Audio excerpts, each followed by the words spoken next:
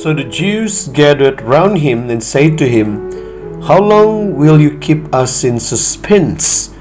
If you are the Christ, tell us plainly." Our life is full of uncertainty, but the modern world demands tangible evidence, accurate data, certainty of solutions to various kinds of challenges of life that we face now. For example, will this vaccine ensure that we will be free from the corona pandemic? If I take this study course or choose a job there, will my career improve? If I marry him or her, will I be happy? If I put my trust in Jesus, will my problem be completely solved? If I give my whole life to God, will my family be sufficiently provided? The Jews also had a big dilemma. For them, the coming of the Messiah was the assurance of God's promise that the Messiah would deliver them from all the oppressions they had experienced for centuries. They also demanded a definite answer from Jesus. How long will you let us live in doubt? If you are the Messiah, be frank. It is ironic because they were celebrating the festival of the dedication of the temple in Jerusalem as they posed the demand.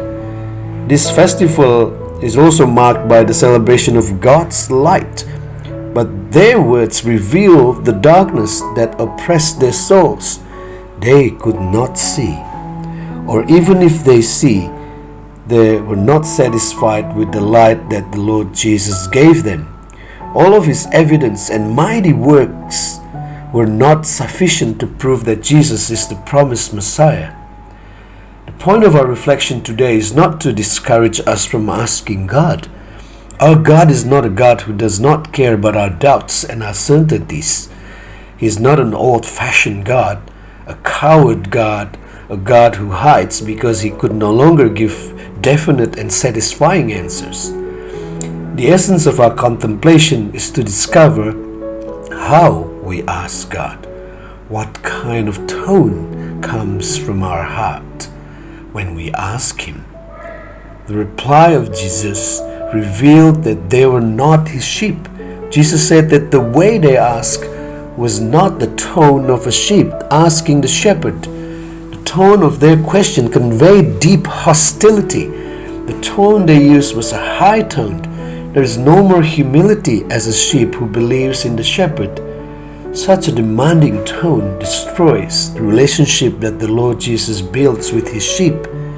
The tone which is full of anger and full of impatience pierced the heart of Jesus, who would soon sacrifice his whole life for his sheep. The key essence of our reflection is to invite ourselves to listen to the innermost voice of our heart. What is the tone of our prayer? The crying heart, the anger, disappointment, and the worry.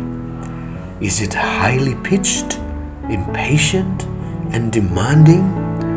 Or is it more of a gentle song that gives glory to the shepherd? The enemy of our faith is not doubt. The enemy of our faith is certainty. Faith is not merely a doctrine and perfect rationalization. Faith is not a certainty for the future, but a surrender of life amidst the current storms. Faith is nothing but a gentle tone of the heart, a sincere song of praise, a humming of hope, in harmony with the shepherd, who is the way, the truth, and the life.